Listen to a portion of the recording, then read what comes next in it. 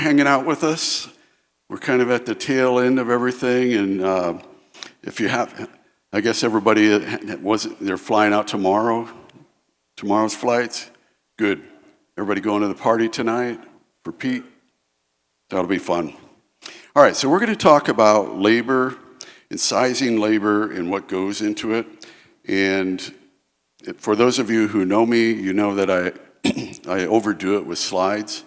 And so I have too many in this, so I'm going to have to cruise through some things. But I'm going to hit on the high points and the things that we need to focus on, because there's a lot of stuff that as restorers that we just don't think about.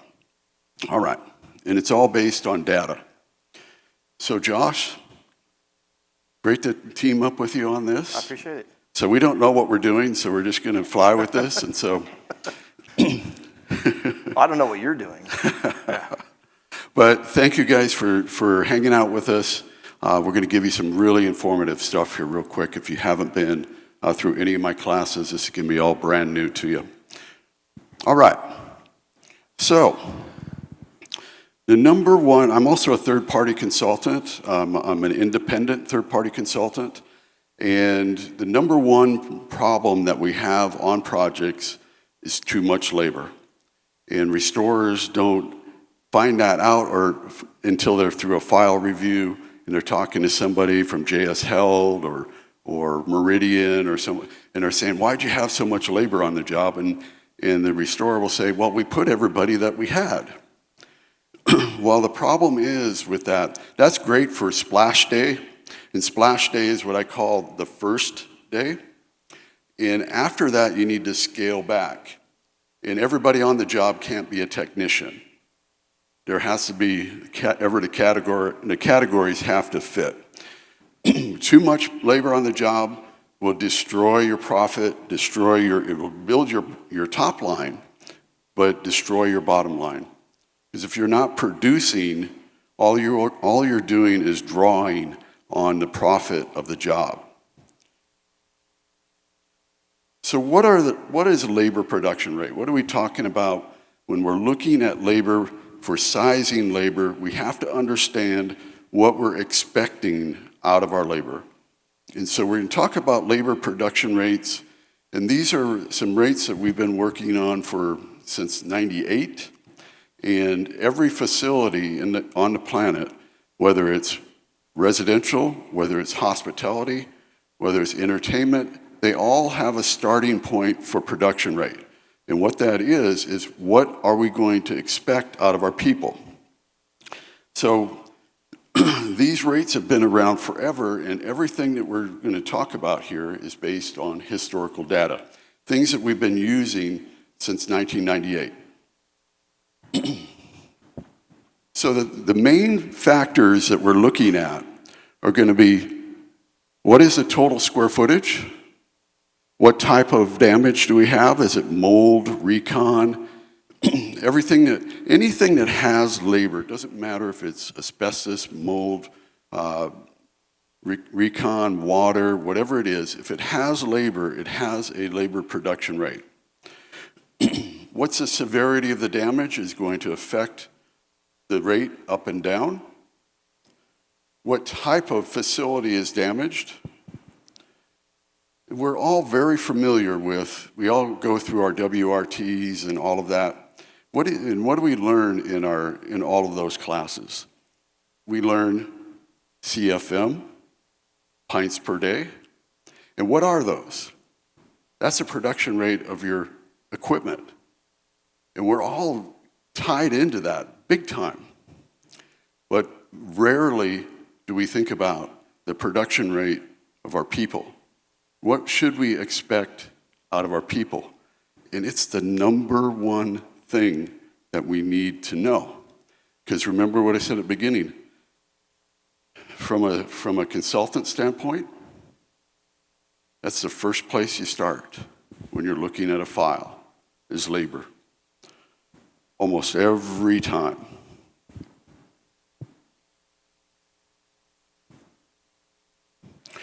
So first we want to start with relevant information, a detailed scope of work. These things are extremely important. If we start out with garbage, we're going to end with garbage. If our damage assessment is garbage, our scope is going to be garbage, our estimate is going to be garbage, and probably our invoice is going to be garbage. So we have to make sure from the very beginning that we have relevant information inside our damage assessment. The human factor is in everything that we do when it comes to estimating. That's the competitive side of estimating. We can give everybody in here the same information, the exact same estimating tools for sizing your people, your equipment, and doing your estimate, and we would get a different result from everybody in here. There would be low, medium, and high all the way through here. So, when we're talking about our labor production rate, this is what we're looking at. Starts with our damage assessment, it goes into our written scope of work, goes into what's damaged, goes into type of damage, type of facility, contents. Is there contents? Is there vital documents, contents, being anything in the building? Other factors that may factor in there also. Whatever is going to affect our production rate, either high or low.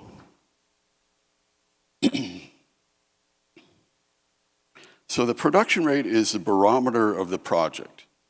It's going to tell if we're getting anything done. And it's been around forever. Production rates are used in every manufacturing factory in the world and have been for decades. If you look at Amazon have mastered the production rate of people and robots.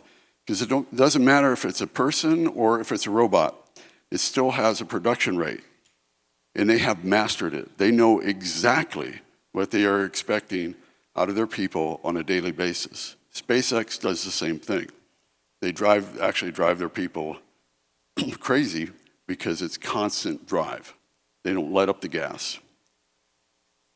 In our business, sometimes we go about it as it is what it is. And we want to avoid the it is what it is, because what that does, it turns out to be scope creep. Everybody familiar with scope creep? All of a sudden, that $400,000 job is an $800,000 job, and we don't want that. All right. I'm going to skip ahead here. Again, I have too many slides.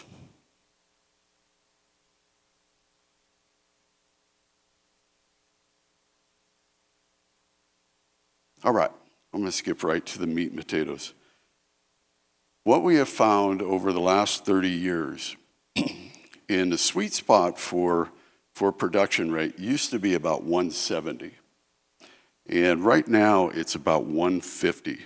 And what 150 represents is 150 square feet per person per day.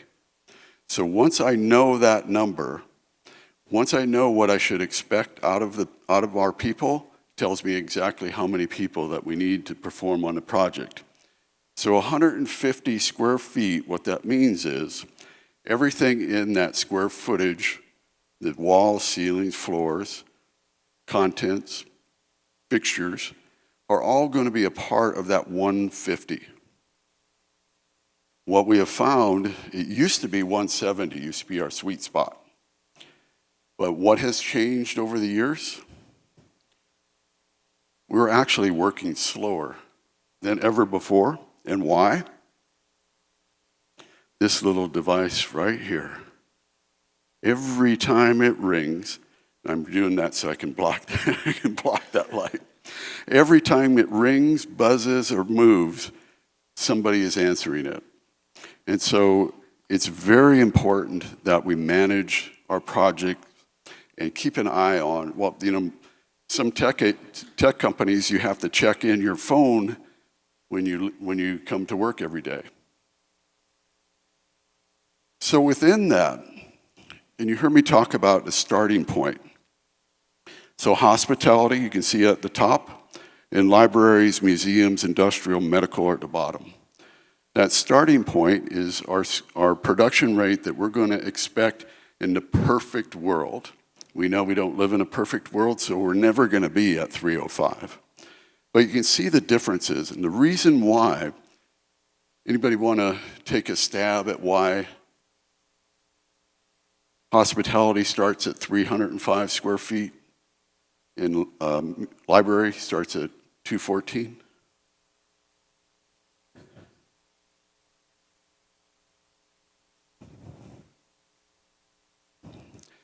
Well, with hospitality, what do we care about in hospitality? What's the rule?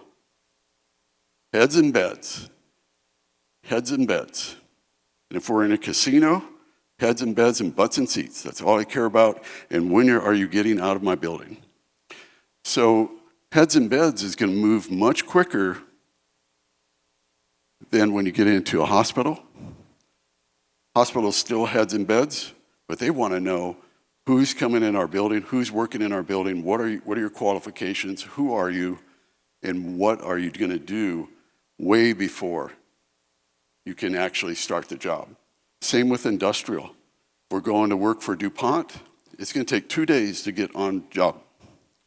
You got to go through 2 days of safety training and everything that you need to know before they let you in the door.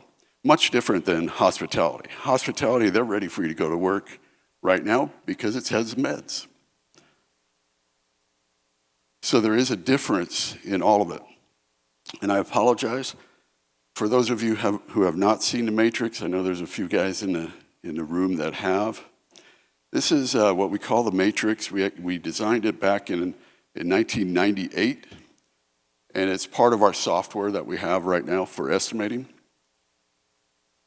And this tool is very simple, but it gave us the power to figure out what we should expect out of our people.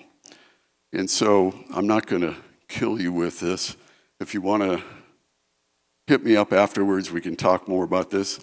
But the bottom line is everything that doesn't apply, we're going to pull out of the matrix, and everything that does apply, we're going to leave in the matrix.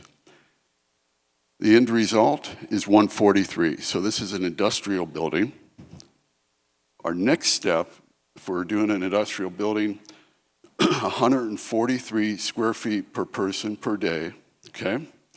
Now you can go through any of your files that you have right now and figure out what your production rate is or has been in the past. And this is a simple calculation that you can do that will give you your production rate. And you can find out how you have been performing, how your crews have been performing. And what you'll see is you'll find out who's actually not performing from a project management standpoint. Or you'll look at a project and say, oh, we had our A team here, and we had our C team here. Because you always have an A, B, and C team. And so isn't it? Yeah, sometimes, you get those jobs and you're out on catastrophe and you got 30 or 40 jobs going on. And you're going to have that one job that you can sacrifice. And that's where your C team is, your D team. But you always got to know where your A job is and have your A team there. Don't mess around with it. But you can use this on any of your projects, and it will tell you what your production rate has been in the past, which then will guide you on what you should expect out of your projects. Because when you start expecting certain production, because what gets measured gets done. If you're not measuring their performance, then it's probably it's an it is what it is thing, and we don't want that. So once we know what our production rate is, now we can plug it into our baseline formula. So which is going to be our square feet divided by our labor production rate equals our man days divided by working days. It's going to equal our production labor needed divided by 10, which is the standard 1 to 10 ratio. and that's going to equal our supervisors. Now, we might have projects where it's 1 to 5. We've had projects where it was 1 to 2 or 1 to 1.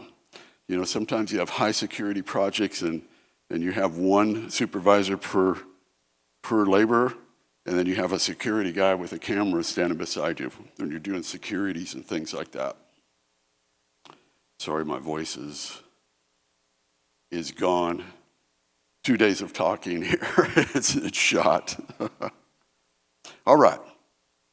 So now if we want to use, we're going to plug in our 143. So we have 100,000 square feet divided by 143 is going to equal 699 man days or 700 man days.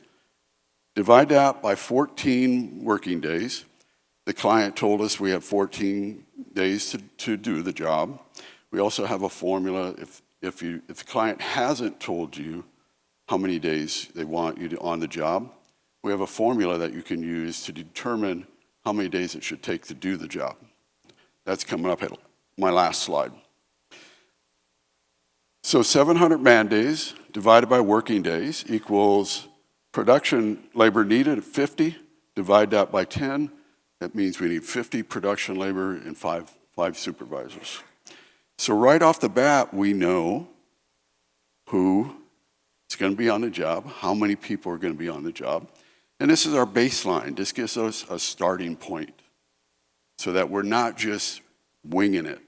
We're not just throwing as much people at it as we can, because we wouldn't do that with our equipment. We're going to size our equipment, where I'm assuming that everybody is going to size their equipment and not use the truck method. You know, whatever's on the truck goes on the job. And so we want to be sizing our people just like we're sizing our equipment.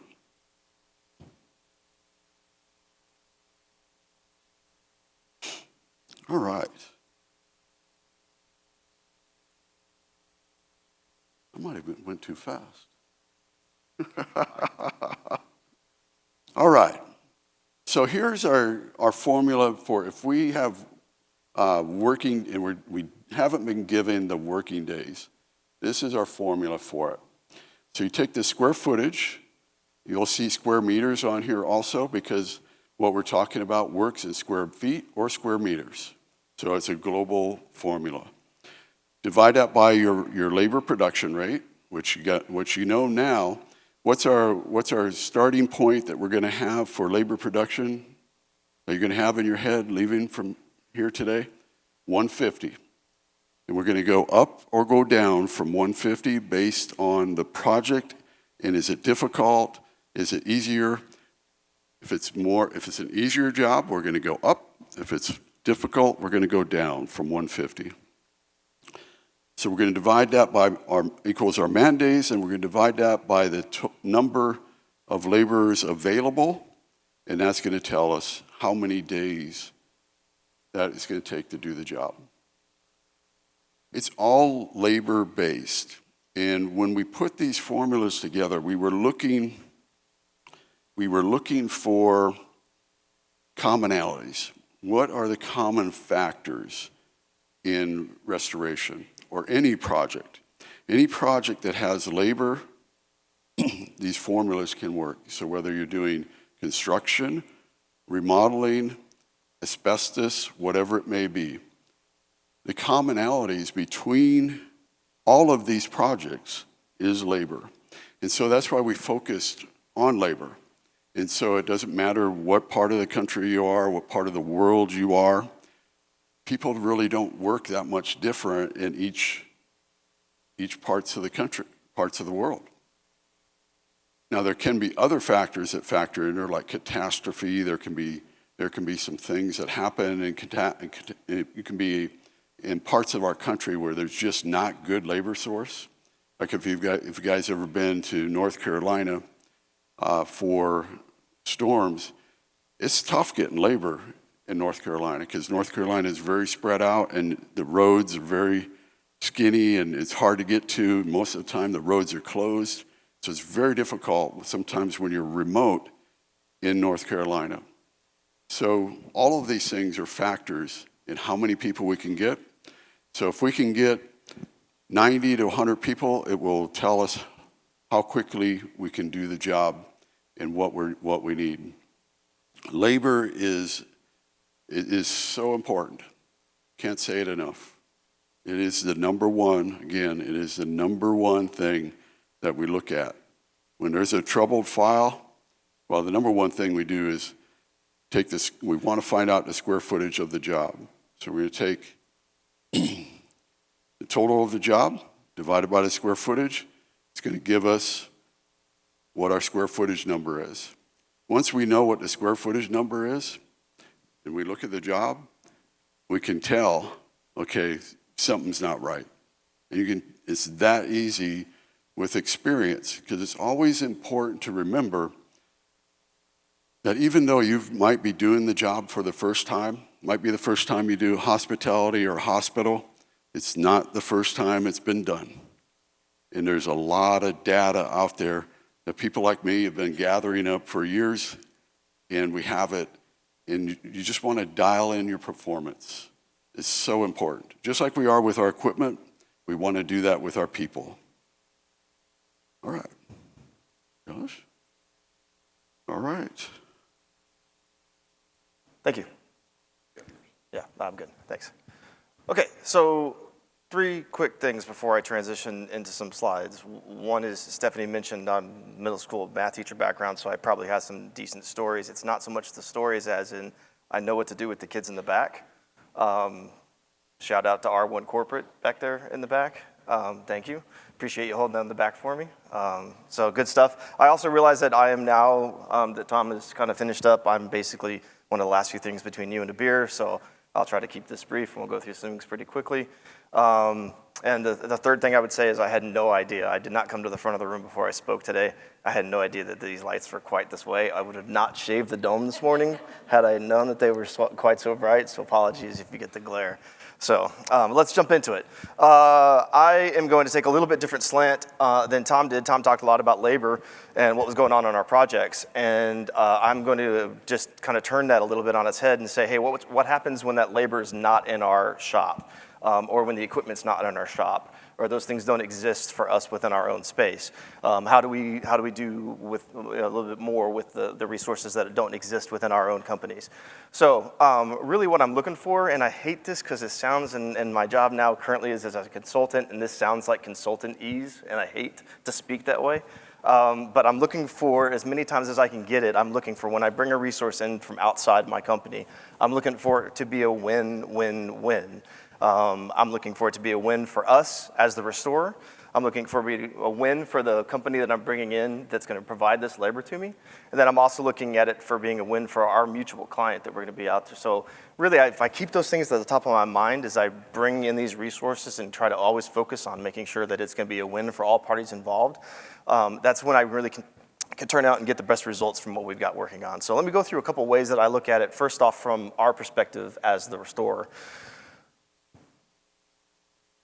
The first thing I think when I look at the benefits of bringing in somebody from outside is that I can really focus in and allow that specialization. So I don't have to worry about making sure that the company I came from when I first came on board in Chicago, we had that nice big desiccant sitting in the backyard, right? That gathered dust, didn't run for a year and a half, and then on the job I needed it, it wouldn't start up, right? And so why not let somebody else have that, sell that thing, and then they can keep up with it, and I'll bring it in when I need it. That specialization allows a benefit to me as the restorer so that I don't have to keep up with all the little pieces and figure out what's going on. So if I have the right sources in place that I can call in when I need it, whether it's labor for this very specific type of labor I need, like Tom was talking about, whether there's the right equipment, I look at that's a massive benefit to me as the restorer to be able to have that kind of thing go on. I don't have to have all the resources available under my house to get what I need.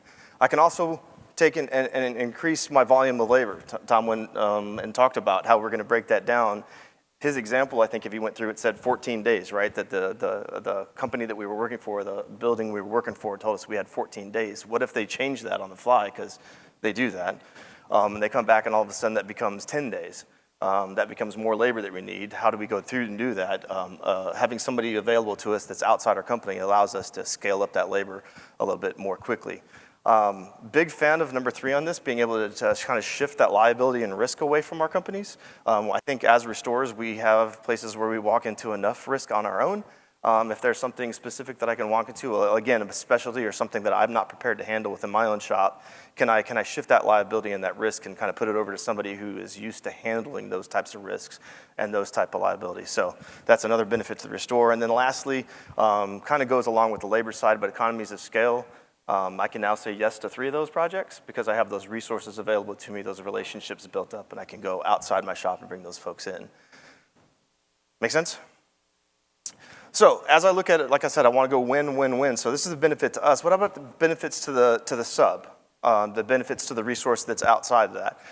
The benefits that I look at related to the sub is I allow them to have much more focused marketing, right? They can come talk to me and try to get a job rather than having to go out to all the resources that we're all going to. I think the hardest job in restoration is trying to make the phone ring. And so if they can avoid that and they can come to me, that's a benefit to a subcontractor. I try to sell that benefit to my subs, whether it's labor, whether it's equipment, whether it's materials. I try to sell the fact of, hey, I'm doing the hard work of making the phone ring, come to me. Let's work out a relationship and make this work. That leads right into the sustainable demand piece. They can have an idea of what's going on. I'll use this example because it's true, and I left my phone in the backpack, in my backpack at the back, but my very first experience as a project manager was probably 2006 in San Antonio, Texas. That's where I grew up. And I have 2 subcontractors that are on my phone to this day that I'm willing to bet if I called them and said, hey, I have a job. I happen to be in West Palm Beach, Florida. I have a job. Would you please come over and handle this for me? I think they'd get in their car and come over and join me here in West Palm and work on this project. Huh? Yeah, if you can get my phone, let's call Tony and David and see if this actually happens, right? And they're still on my phone. I haven't talked to those guys in a long time, but the sustainable demand, I kept those guys fed in a relationship that was beneficial for both parties. I kept them fed for 5 years straight, where they didn't have to go out and write jobs and waste time putting estimates together and losing those projects. They leaned on me as that sustainable demand, and that created a really, really strong and loyal relationship. Seriously, I think they'd show up if I asked them to. And then the same thing for them, allows them to be scaled the way that they want to be, right? Allows them to focus on doing what they do really well. No offense to any of my subs, and I would bring both of those gentlemen I was talking about on the stage, and they would probably tell you this. They don't want to be business people. They want to be tradesmen. They want to be people who are craftsmen at doing what they're doing. So let me be the business person. Let me figure out what's going on there, and let me help you scale your business and do what we need to do with it. So again, 2 sides, right? Benefits to the subcontractor, the resource I'm bringing in, and the benefits also to me and as the GC. All right. So when I look at the resources I want to bring in, and this, I'm going to use construction analogies here just because it kind of makes sense the most. But I think this applies if you're talking about labor or if you're bringing it into mitigation. I still think it goes and plays out well. So I'll give you 3 different ways to think about it, and I'll put all 3 up right now just so you can kind of compare and contrast. I think I'll put all 3 up. There we go. Okay. So when you're choosing a resource that you're going to work with, I think there's a couple different ways to think about it. And the first one is one that I would call the tradesman. And all I mean by talking about a tradesman is this is a guy who's really special at what he does. And using the construction analogy, this is where I'm talking about the plumber, the electrician, the MEPs, the things that are going along there. When I was running construction projects, I didn't necessarily want that in my house all the time. Again, going back to shifting the liability and shifting the risk, I want to have a good resource of tradesmen that can come in and do specialty equipment for me and handle things that are very, very specific. I did a loss right before I left operations back in Chicago. I did a loss that was a leak in a winterizing facility, and it was beet juice. And I don't know how to clean up beet juice, but I was able to find somebody that knew how to clean up beet juice, bring that guy in and have it specialized, and that became a resource for me who's now a tradesman. Very specific, very focused, understood the organics of what I was dealing with, understood how to clean it up, and there we were, so there's a tradesman. The next one is a handyman. Again, construction analogy, I look at the handyman as being somebody who is a little bit of a jack of all trades, can do a little bit of everything for me.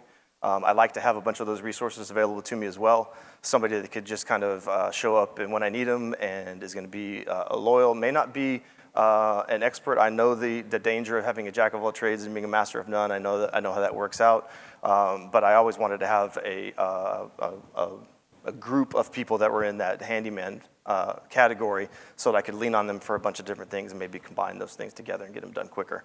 And then I have the contractor. There are times and places where I have to just turnkey something over and hand it to them. And so I wanted to have that as my third resource that's kind of available. When I'm putting together and trying to craft a sub-base that's good for me, or a resource base that's good for me to use, these are the kind of the worlds I try to build in. I try to make sure that I put this all together, and as I'm building out, I'm grabbing some from each of the categories. Some tradesmen, some handymen, some contractors. Make sense? Cool.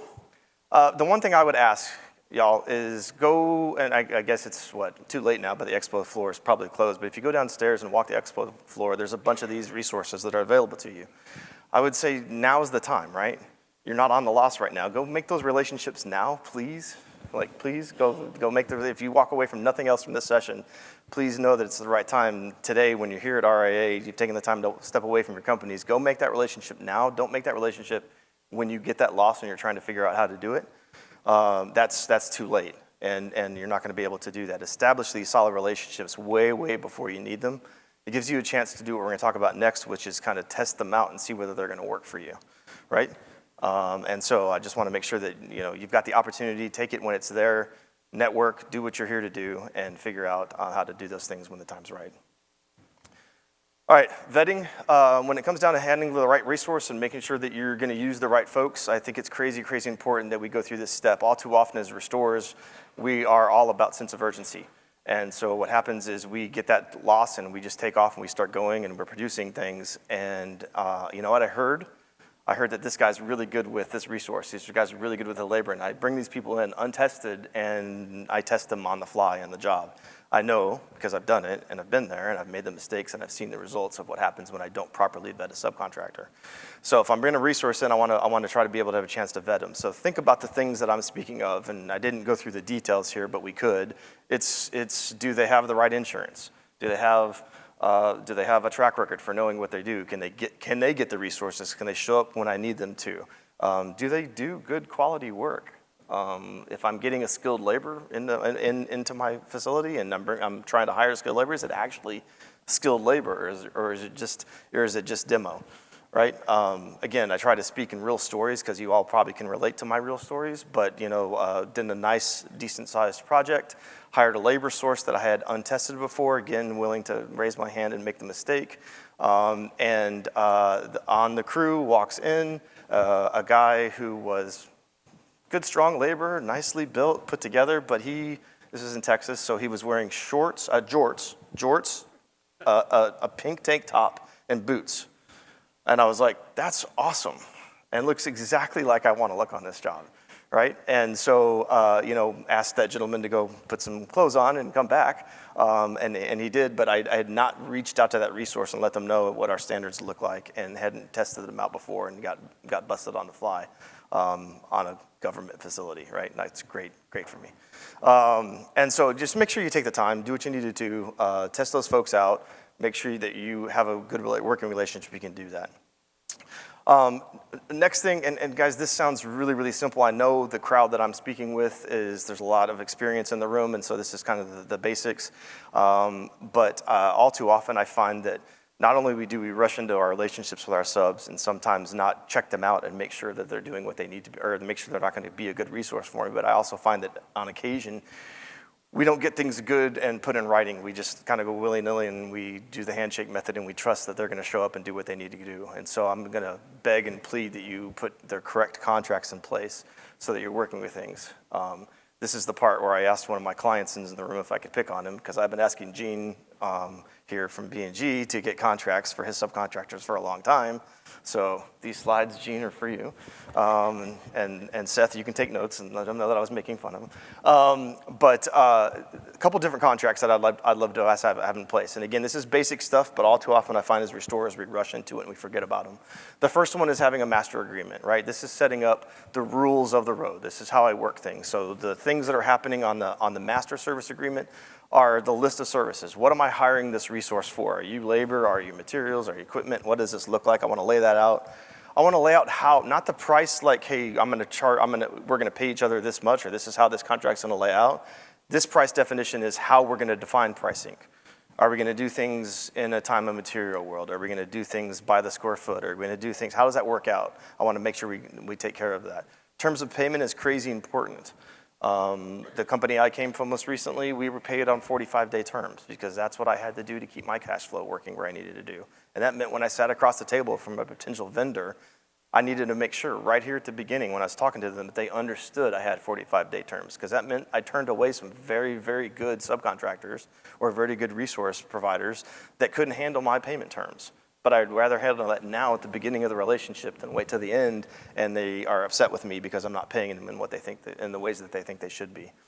In the master agreement, I'm talking about time performed services. That basically means, hey, are you going to show up when I need you to show up? How's that look? Are you available 24/7 just like I am? Do you understand that? Am I partnering together with the right people?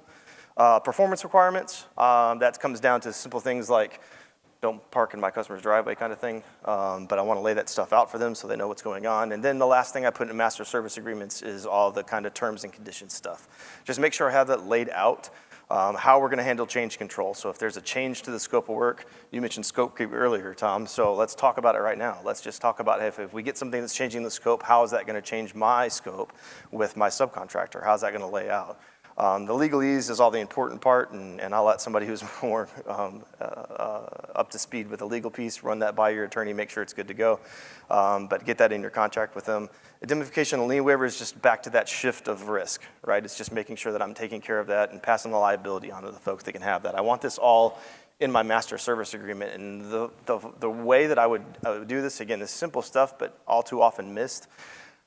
I have these master service agreements put in place, signed by my contractors, and I have it done on a yearly basis. I have them re-sign it every single year. It's nice and easy, especially with some of the software that's out there in our space now, to have a reminder when their COI comes up, so does their master service agreement. They sign COI, send me new COI, they sign new master service agreement at the same time. Get it taken care of, get it put in place so that we're protected ourselves. And now we set the rules of engagement with the resources that I'm gonna bring in so we know how things are running. More specifically then, and this is the part, I think a lot of us are probably pretty decent at the master side, but all too often, especially when you get into an emergency situation, we forget to get to the project-specific contract, and this is where we tend to go handshake method, and it gets a little funky on us.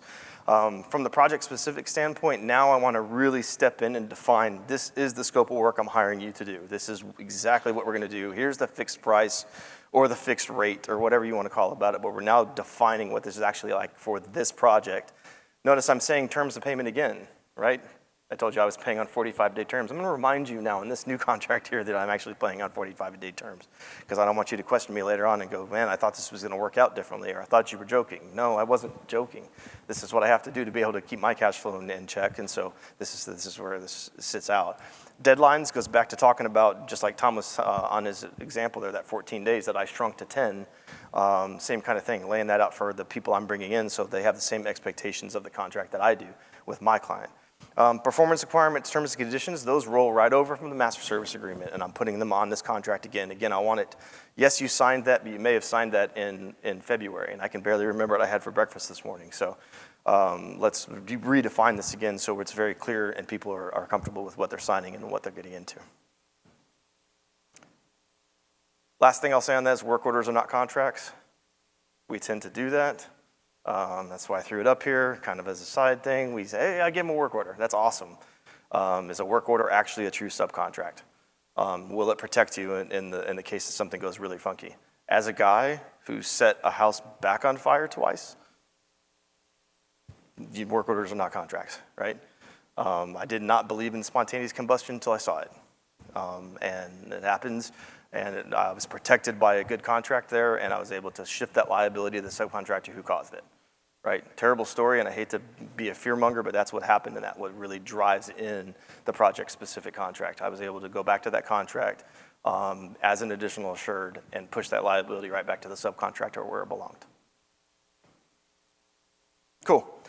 Relationship management, again, this is where I pick back up on my friends Tony and Dave that I was telling you about that I think would come up with me and join me here in West Palm if I asked them to. spent a lot of time around the relationship piece of what I was going. This goes right back to the beginning of my slides where I said I want this to be a win-win-win. When I get into a place where I think it's a win-win-win for all of us, and the subcontractor is somebody who is essentially an extension of my internal family at my company, I look at this and those relationships are crazy important. I want them to know that I'm not trying to stick them under my thumb, or that I'm the only party in this that wins. I want this to be a place where they are wanting to work for me, just like my employees are wanting to work for me. That I'm going to pay on the times that I say I'm going to pay. I'm going to do all the things to build this relationship. The last thing I'll say about relationship is this. I like this quote. I believe in a benevolent dictatorship, provided I'm the dictator. And that's just, hey, yes, I'm all about the win-win, but I also want to be in charge. And I want to let them know that, hey, yes, we're going to make this work out so it's beneficial to you as the resource I'm bringing in, but it's also, hey, this is my project, and I'm going to be running this, and we're going to set some guidelines to how this is going to work out. So, yeah, that's a little bit of a quote from that perspective. So, very, very, very high level, very quick view on how to build out relationships and kind of structure things as we look to bring a resource from outside our company inside. So again, I could go much further in level of detail if you're interested in any of this. If you want to see examples of subcontractor agreements that I've used, both from the master side or from the project-specific subcontractor side, I'm happy to share those things with you. Come meet with me afterwards. I'll hand you a card, and we can connect and do some of those kind of things. I'm happy, and as is Tom, we wanted to build some time here at the end if there's any questions. So I'm happy to take questions, happy to go through whatever. Yes, sir.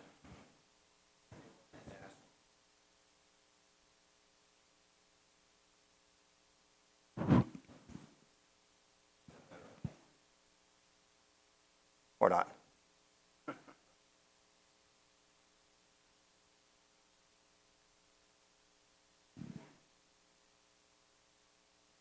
Well, just holler at me and I'll repeat it.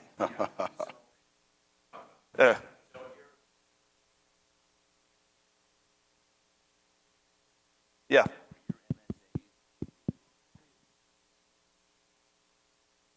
Okay, so his question was, if I'm traveling work and I'm setting up project-specific or master service agreements, do they need to be state-specific? And I would say absolutely. I think you need to have that checked by an attorney who practices in that state and make sure that you're doing things the correct way for wherever the work site you're going to be doing. So I think that's crazy important. And that was something that we did. We didn't travel often to the companies that I came from, but when we did, we made sure that we had things that were going to be in the correct accordance with the jurisdiction that we were going to be working in. So absolutely, I think that would be very, very clear to do that. Tom, would you agree?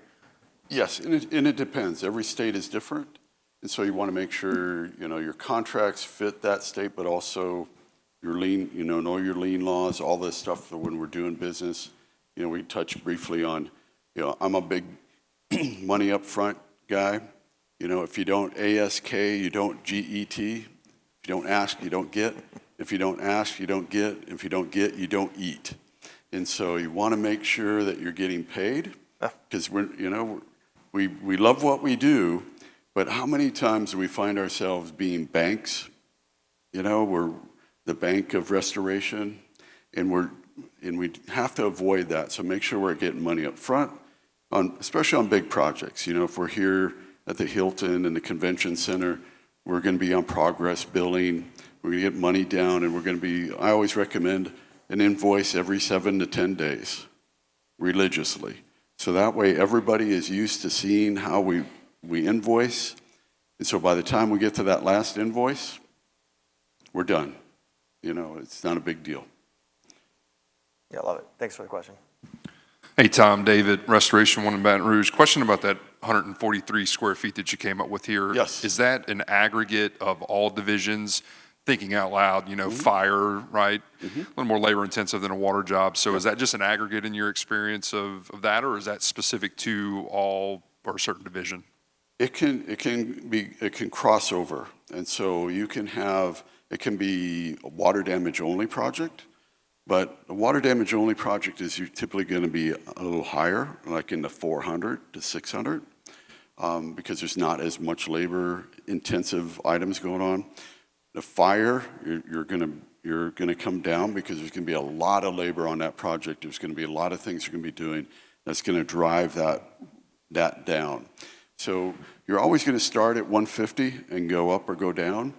And the lowest that you're ever really going to get into is going to be in that.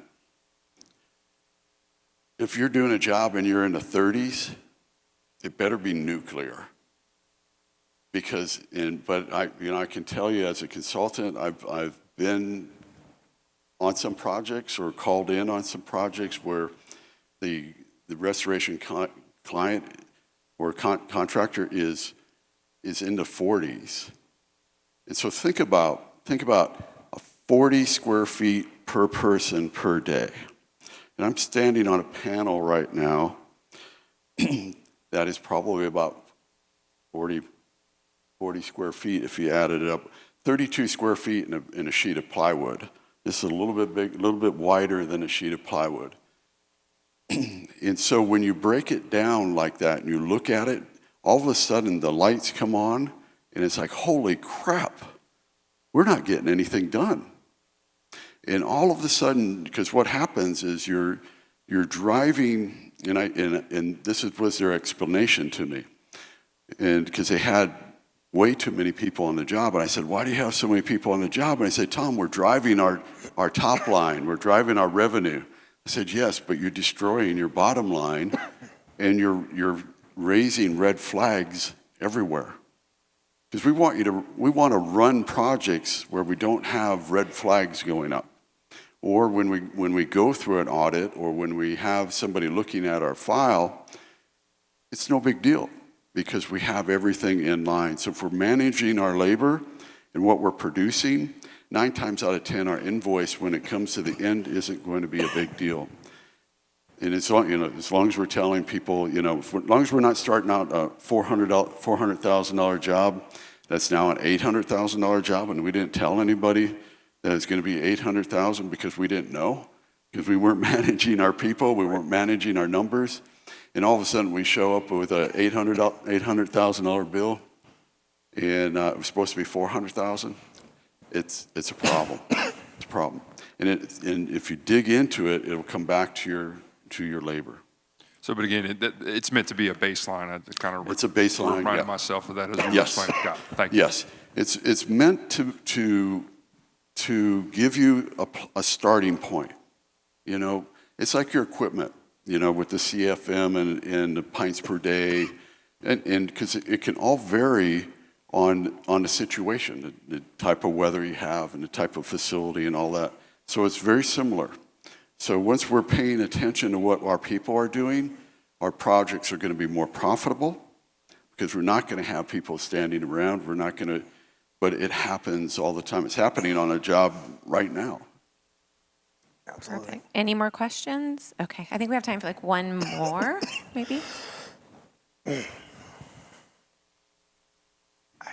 forgot it. Yeah. On the slide where you had the master service agreement, Yep. there was one item that said time to perform. And in my mind, I was thinking that would be better on the actual contract. Can you elaborate on that a little bit for us? I think that I would put it on both. And essentially, when I'm thinking from a master service agreement, I'm probably laying out for the companies I'm coming from. And again, I'm phrasing this or kind of framing it up into a construction analogy. It's basically my hours of operation. When you're in a disaster scenario, probably not as important to have that for that resource. But when I'm thinking of it from a construction perspective, and I'm trying to cover kind of both bases here, kind of be broad with the perspective.